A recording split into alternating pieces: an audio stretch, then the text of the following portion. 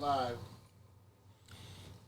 Yo, what's happening? You already know what time it is. You tune in to the Papa Duck Podcast, man. You already know what it is. And before we get into the night episode, man, let's go to the sponsors, man. Ubuntu Apparel, definitely one of the sponsors. Make sure you go to the website, Ubuntu Apparel, man. Grab you some gear. You already know what it is. This is fashion with a purpose.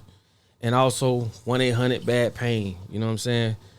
1-800-BAD-PAIN. Make sure you hit them up, man. If you're in any type of accident, slip or fall, whatever the case may be, make sure you reach out to them folks. You know what I'm saying? Now, tonight is a very special night. You know what I'm saying? I must say myself. And before I go any further, I must introduce the guests that we have tonight. All right? Let's get into it. Tonight, we're going to welcome a man who helped shape the culture of hip-hop business as we know it. A visionary, entrepreneur, music executive, film producer, and unapologetic advocate for independence. He co-founded one of the most influential labels in hip-hop history, Rockefeller Records. And he helped launch careers that changed music forever. From Harlem to the boardrooms, he consistently championed ownership, equity, and generational wealth. Ladies and gentlemen, please welcome the mogul, the man himself, Dame Dash. Thank you. Thank you. That was nice. And also we have Nikki. You like the way you said that? You like that? I seen it. She said, "Woo!" Oh, the woo was nice. Oh, did she like the woo? Definitely. See how you do? Yeah. But definitely we She's have a Nikki Licky in the building. You know what I'm saying? Hey, how y'all doing? And also Booster. What up, though? In the building. You know what I'm saying? So we definitely appreciate y'all here tonight. We definitely finna get into it. This is the Papa Duck Podcast, you know what I'm saying? And yeah, man, how y'all feeling, man? Wonderful. How y'all doing? You just triggered some concern. Yeah. Yeah. When you were doing that introduction, yeah, and you were saying like, you know, that I was a co-founder of Rockefeller, and you know, my partners were my partners. Yeah. But some of my partners are under certain scrutiny right now that would erase all the history that person had done. Gotcha. And I was a part of that history. Gotcha. So almost in this moment, it's like, damn, now I'm going to have to fucking make sure history doesn't get discredited or perceived the wrong way. Right. Right. And how does that work when, you know, and again, I don't know if anything's true, but the shit I'm reading is spooky. Right. And if any of it is true, then we are in jeopardy of losing our, at least as it relates to that part, that's concerning. It's like we could lose all of our, it's like everything that we meant to the world would be reversed. Facts. In a heartbeat. Facts. But I feel like I've represented in such a way that I could keep it alive. Right. The memory of it preserved, regardless to what other people did. If I'm the strongest influence in that situation, if I'm the person that represent the essence of what it was and what it still is supposed to represent, then the legacy will not die. Right. But that legacy is in jeopardy right now. Right. And I didn't even think about that. Like, what are they going to say about Rockefeller if any of that shit is true? Right. Now, you know, this is, as a fan, it's a thought. This is my reality. I spent a good part of my young life making history not to be erased. Right. And this is just how they fucking erase your history. Because Puff's history is gone. Yeah. Just like Harvey Weinstein's history is gone. That type of shit erases you. Right. And the question is, it's like, you know, I got a son that is now 5. And I'm able to raise this one day to day. I miss him right now. And all my kids. But he cries sometimes. And I'm like, you know, the more you cry, the least you're going to get. And sometimes he still cries. And I'm like, is that logical? Is it worth it? And it's like, is a 20 or 30 year run worth being erased? just to feel it for the moment, pause, but not be able to celebrate it later or have your children celebrate it. To work that hard and be a good nigga in the beginning and through that journey be tested by God. Because God sends the devil. Yeah. Because you have to understand something. If God didn't want the devil, it wouldn't be here. There's no tricking God. Anything God created, God knows exactly how it's going to fuck up. God knows time, past, present, future in every moment. Right. So if he didn't want that presence here to test you, he would not be here. So you get what you want, everything you fight for, then you get tested and think you have everything and lose and end up with nothing. And then it's a big waste of time. Yeah. Now you're just a big embarrassment. I'm not an embarrassment. I'm proud of everything I did. Definitely. And I ain't got shit to hide. It feels good. Definitely. Pause. Definitely. I like that. And you know what though? I saw an interview when you was talking about the cliques, you know, the ASAPs, you know what I'm saying, Dipsets and different cliques that just not together. And it's power in numbers. You know what I'm saying? Well, here's the thing. Division is the number one tool that bitch ass niggas use to win. Right. And gay shit. No disrespect to anybody gay, Nicolette. But, you know, nerds, they play different. They really do. Abused people when they were young or really turn out to be fucked up people as adults. Right. You know, I had this epiphany talking to a friend of mine that's equally confident as me. And I was like, we were discussing a friend of ours that's not that confident. And I was like, damn, I bet you've never been violated as a young person. Because when you get violated, the true violation is when you can't protect yourself when you're a child. And I've never been violated ever, especially when I couldn't protect myself. I was protected. And protected people have a lot less problems. They're a lot more confident. You know? And I'm now starting, like, before I used to be so disgusted with bitch ass shit. But I'm like, damn, if I would have got violated when I was young, I probably would have been a bitch ass nigga when I grew up about certain things because I didn't recognize my trauma. Right. You feel me? Right. So now I have compassion for bitch ass niggas. Now I love all the people I thought that were doing bad toward me. I appreciate them for not involving me. Right. I love my enemies now. It's a very freeing perspective to love the people you hated. I like that perspective. It's God's lens. That's a hell of a perspective. And it keeps you sane and moving forward. Not stagnant. Like, I love that perception. I just got it. I'm telling you, based on all the things that are happening. Yeah. Because you got to remember, these people were I worked closely with a lot of these people that are being mentioned. Right. And I'm like, damn, if I was right with them, and if they was doing any of that shit, they didn't tell me, so thank you for that. Right. I remember when Biggs, like I had this art gallery in Tribeca, DD 172. And I'd be calling Biggs, and I'd be like, yo, come down here, man, I'm clicking. And he like, nah, And I was thinking, like, what the fuck is he doing? Because they never would tell me when they were fucking up. Right.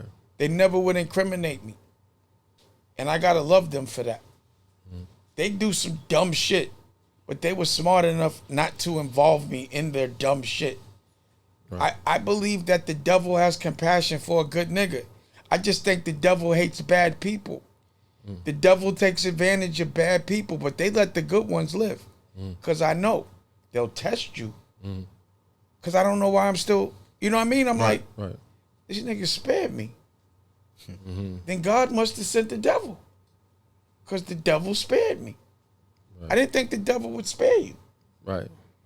If the devil, any motherfucker that tells you a crime they committed, they hate you. If a nigga gonna kill for you and tell you he did it, he hates you. Right. Because now you're incriminated. Someone that loves you doesn't tell you when they put work in for you. They don't want you to be incriminated, and none of those dudes incriminated me. Right. And if I look at it through the devil's lens, I'd be mad at them. But through God's lens, they kept me free. Right.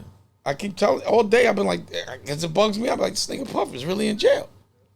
Yeah. Harvey Weinstein is really in jail. Yeah. This nigga Shook is really in jail.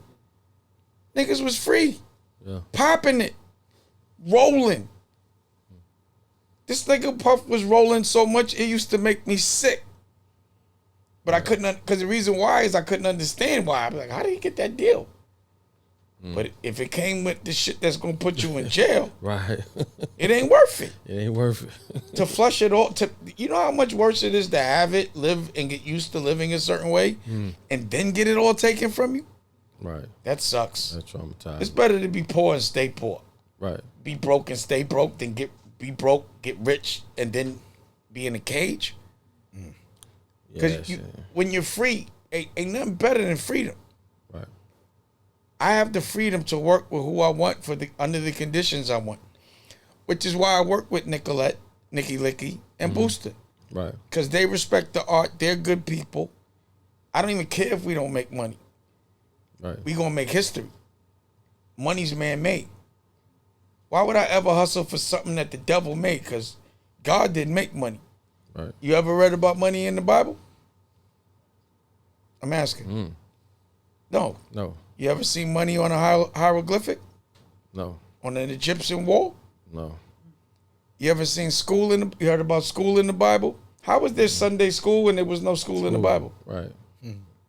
All man-made shit. All man-made shit. Yeah. Why would you send a child to get educated by another traumatized person? Because you want them fucking traumatized. And take advantage of them later You in life. want to condition them. Since when is another motherfucker supposed to raise your child? Since when is your child supposed to listen to a teacher before the motherfucker that made him? That's real. I like that. Strangers. That's all the program. They strangers. And if you're going to do that, why would you put them in a dark room when the sun's out? It's hot in Florida. Why the fuck they got niggas in a hot-ass school with no one getting used? That shit is jail. Getting used to sitting behind a desk for 8 hours. If it's not strategic. Right. Run by nerds. Right. Nerds don't tell you they're controlling you. You never know you're a slave when a nerd is your master. Right.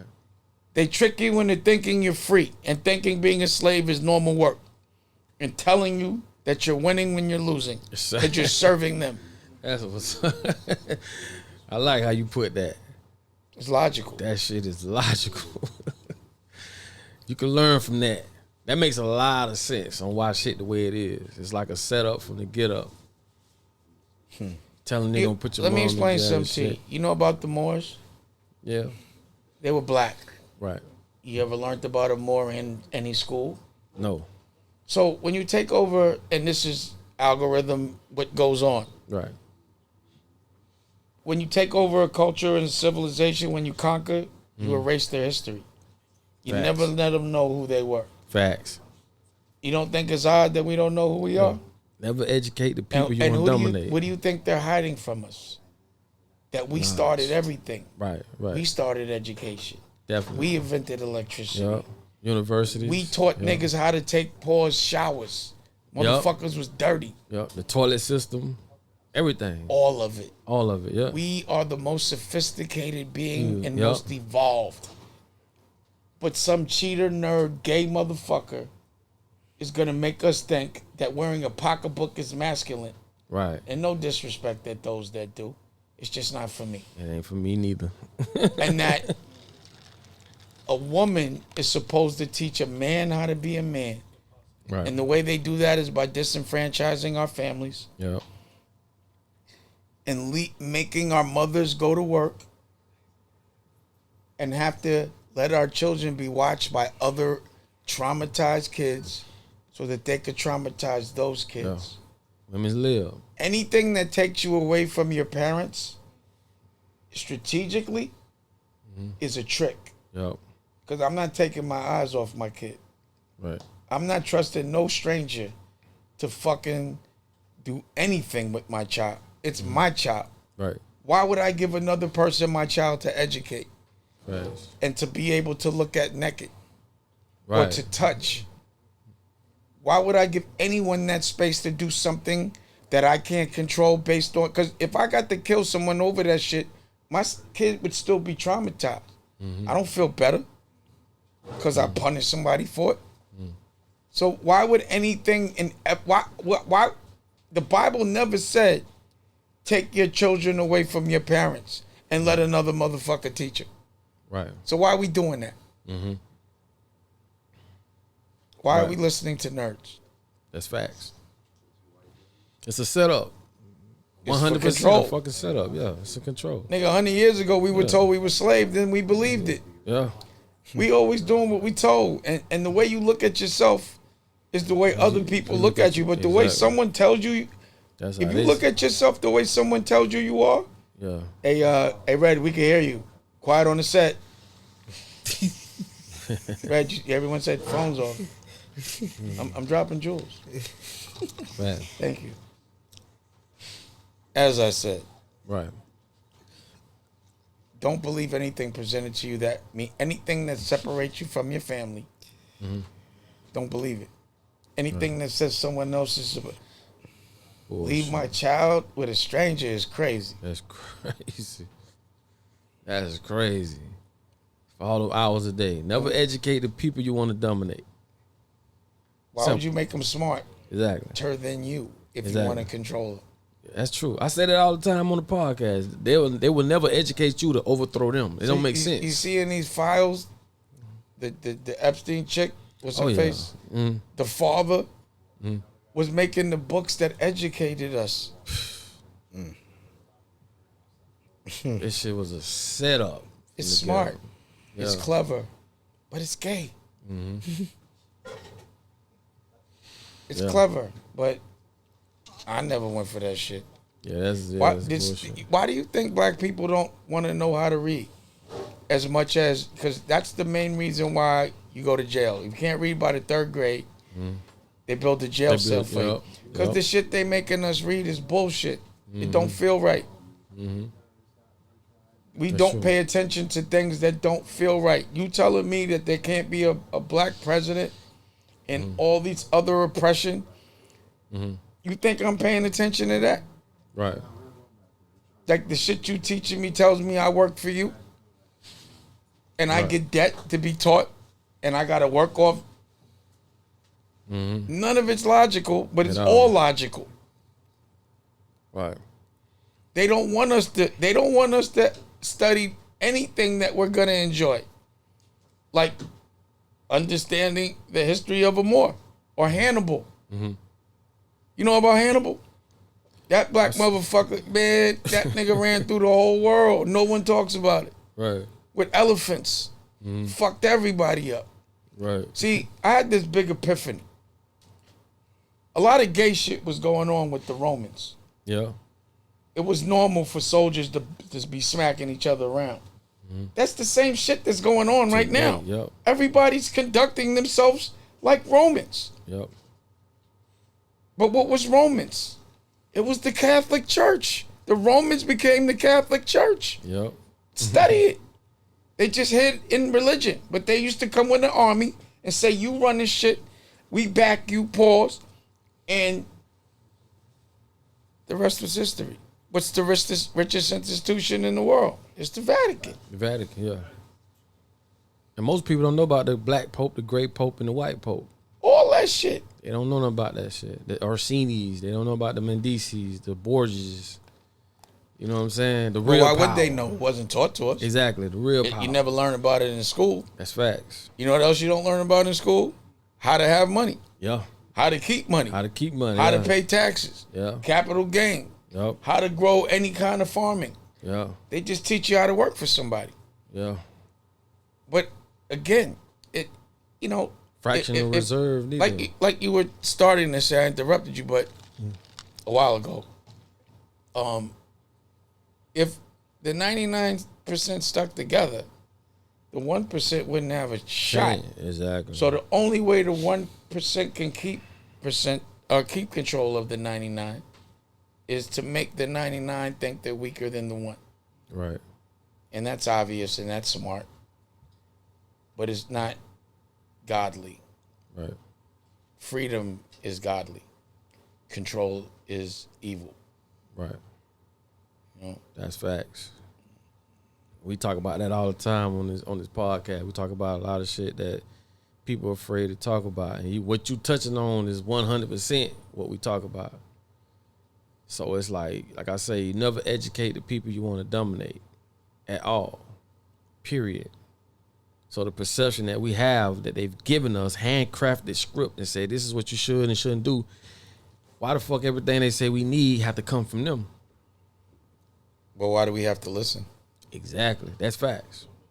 That's the law of mentalism. I can teach you to be a cat if you don't know the difference from a child.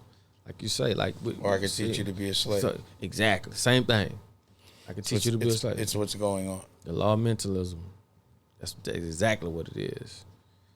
You know, people are scared to wake up, but I don't see how you could be comfortable uncomfortable. Right. That shouldn't be anything that people enjoy for a long period of time. Right. But I've been lucky enough to be trauma free. Mm-hmm. And I thank God every day for letting me be free every second I've been breathing. Right. And it's priceless because I see how much people pay for it. Yeah. You know, being told that you're only accepted if another culture pats you on the back is bullshit. Yeah. It's like saying be a good dog. Exactly. Be a nice guy. A good dog. Yeah. And I just never been that guy. That's true. And I'm enjoying not being that guy. I Right. really am. But before I used to resent those that were that guy. Right. But now I really just feel sorry for them. Right. They're miserable. And I'm happy. Right. They're in a jail cell mentally. Right. And I'm free. That's definitely what it is, man. And that's why, with my free will, I work with these artists. Yeah. Again, an artist like Booster that could play 7 instruments and pause. One of those instruments is he could whistle very well. And, you know, again, being able to work with a dark white woman like this. Nicky Licky. 6 times make it official. Because there's not many dark white women in this world. So many But she's times. one of them. When I say dark white, because there's be like white people that be trying to act black. She don't be trying to act black. It just happens. But like, not in the way like diction of speaking. Yeah. It's just movement of body. Right. A movement of body is very black. Once unconsciously without trying. Right. I notice things like that. Right. And that's called Yeah, dark Nicky white. Licky. How you get the name Nicky Licky? I gave it to her. You 'Cause gave she it to licks her? girls. Let me tell you, right? I'm gonna tell you something very personal. Yeah. I just So, want to ask that. I'm gonna tell you, I was in the house, right? And you know, she stays in one part of the house. She has her own thing. And I woke up, and it was like 6 a.m. And I opened the door, and she was eating pussy. And I was like, yo, didn't you start this at like 12? Because, you know, I leave when they get going. You know, all right, I'm out. And I woke back up, like dreamed and woke up, and she was still licking. She licks a lot. She Sir licks a lot. Anyway. That's Sir licks a lot. Sir licks a lot. Is great. And I think you need to slow down eating pussy so much. I'm just speechless. I figured that what it was though. Your mouth full. I figured that what it was though. Yeah. What's up with you? Yeah. Right? She's crazy. Definitely. But that's the name, Nicky Licky. So I was like, Nicky oh shit, Licky. Nicky Licky. You never stop right. licking. Then we got And Booster. no men get to sticking. So No, it he would be sucks. like, Nicky Licky, make all the girls sticky. Yeah. And he's like, you should change your rap name to that. Yeah. That's more like star power or whatever. So Right. It was Okay. just more truthful to who you were. that makes sense. Yeah, Right. okay, let's do it. Obviously. So yeah. And then Nicky Boo- Licky, it's more like my mafia name though. Yeah. In my eyes. And she likes to catch licks. I hit big Mafia. licks. Yeah, she's a lick hitter. And with Booster, what all the instruments you play? Now I ain't gonna lie, I'm an artist myself. Yeah. You know what I'm saying? I've produced over 1 million records sold. Yeah. I've done it all. I worked with the biggest names in the industry. But for you to be able to play these instruments, that's real artistry. Yeah. You don't see that no more.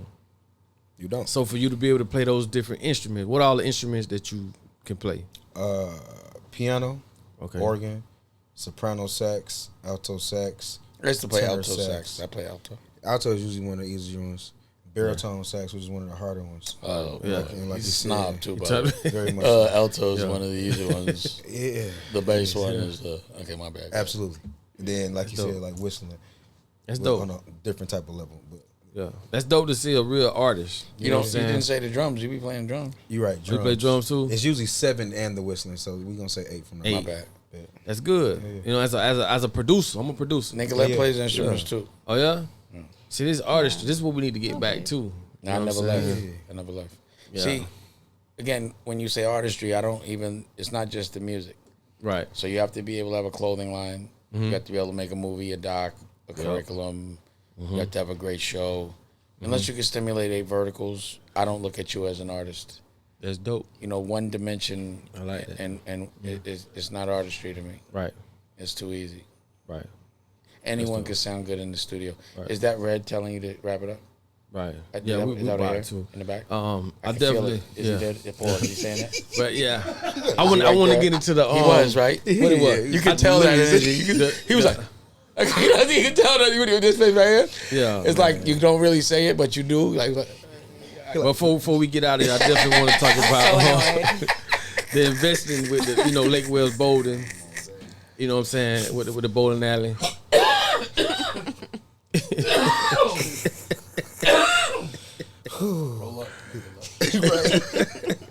I'm sorry. Go ahead. Now I want to talk about the investing. The investment you made with the bowling alley, Lake Wales bowling alley. You know what I'm saying? And, how that's going. Yeah. So we have big plans over there. Mm-hmm. The intention was to buy the mall. And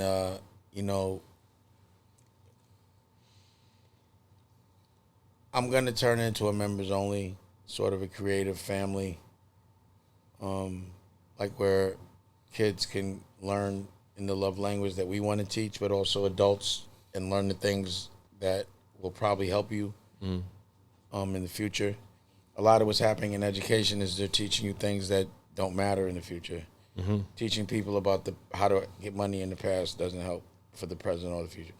So, making music, podcasting, movies, performing, instruments, reading, art, photography, athletics. A lot of literacy is important. And in an environment that people feel safe, it should be clean, it should be healthy. We're going into a food vertical, pause, and I'll let Red talk about that.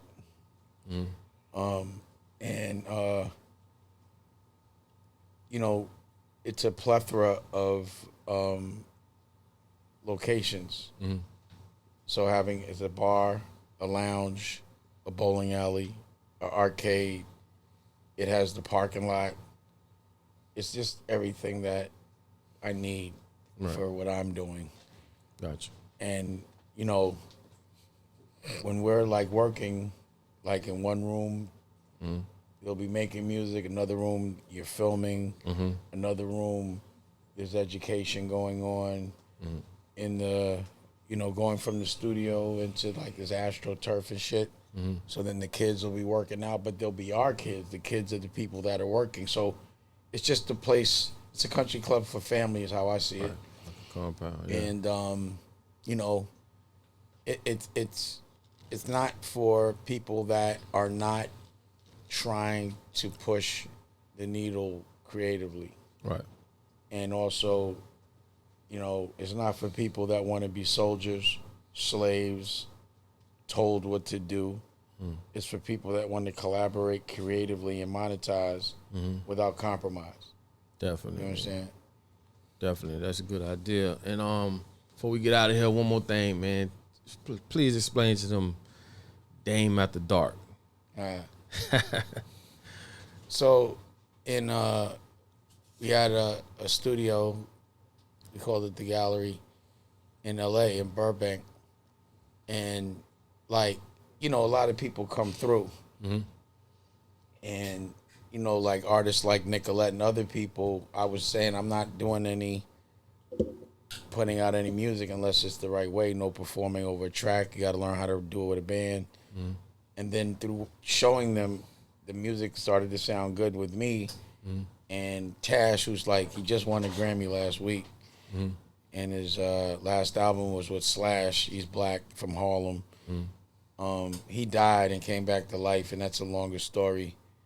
And but every second I'm around him, I try to create. And he kind of came through to do a gig, started hanging out with the other artists that were around, and we started making music.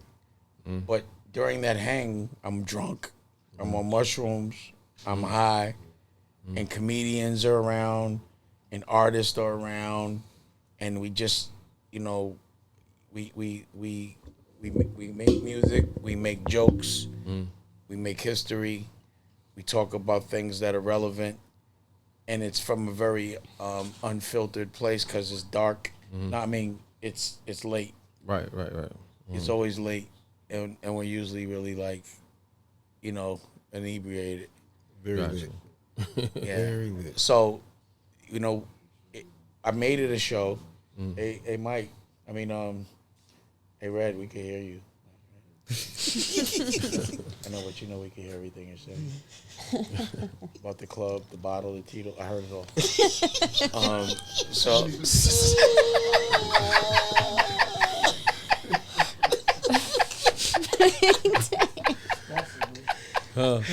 Yeah. So as I was saying, we did it. We put it on American New, but I've developed a pretty good relationship with BT. Announcements coming soon, and we decided to do it at a more professional, organized level with comedian, and with my band, and I got to edit it, but it came out really good. But I think it should probably end up someplace. My network.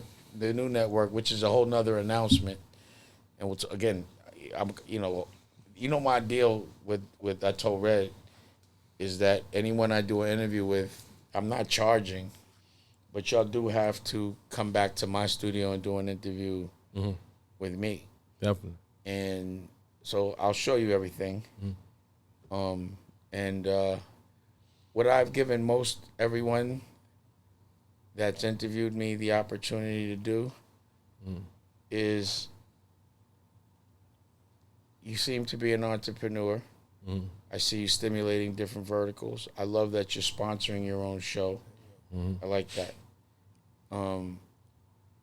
If you can write a 70-page movie about yourself starring in it, I'll shoot it. But I need it by next week. Okay. You can get with ChatGPT and write it. Just say 70 pages. I already got it. Okay.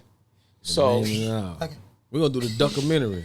No, I don't want to do a documentary. The documentary. That's a vertical. The documentary will be about the making of the scripted. Or documentary? Yeah. My name Papa Duck, so we're gonna do the documentary. But it's still like a documentary. Documentary, yeah. No, I want to do a scriptumentary. Okay.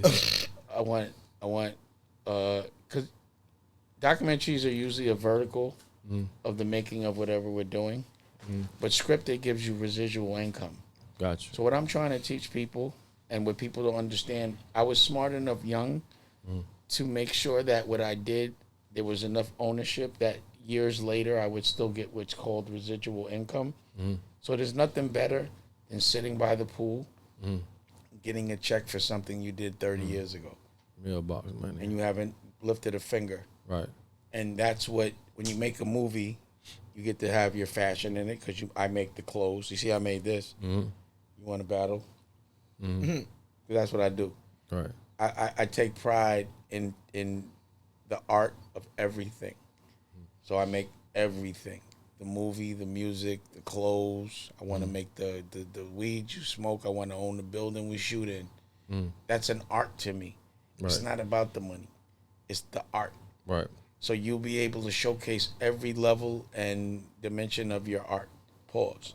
So your clothing, your music, your being able to tell a story, being able to market, and that it's a commercial for everything that you are. And it also gives, it's like a marketing course that just pays.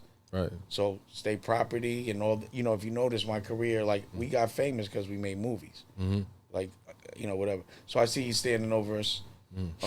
Pause. And, okay. Yeah. Okay. So you want to Nah, wrap it definitely. up? Yeah, man. So their single, Yeah. their single is, and this is what Petey cracked. Pause. It's called Formula. F1. F1. I'm sorry. See how strict. Yeah. And then I'll let Booster, Yeah. because I don't want. Go ahead, Booster. Then my single was Be Me. Be Me is from the book as well as the short film Dusko Goes to Space. A book we put Oh, out. okay. It has a movie, a show, Right. a soundtrack, and the book. The But verticals. he also has. He wrote his movie. We're gonna shoot it.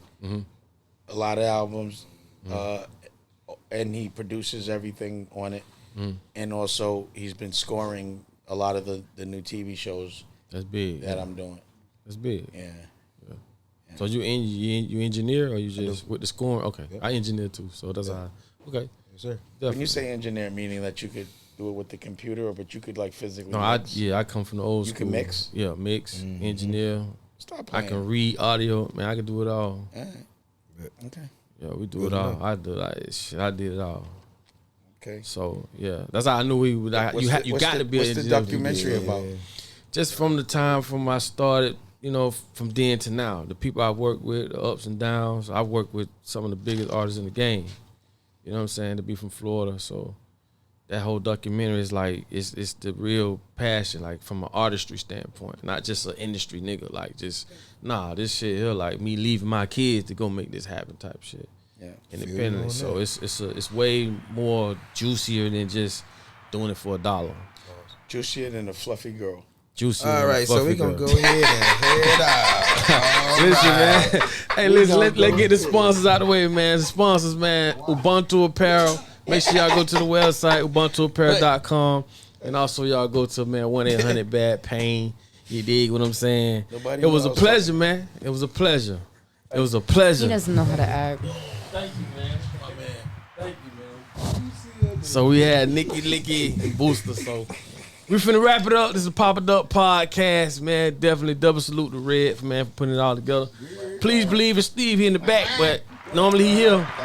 But it's all Thanks love. for having us. Let's do it. Appreciate you.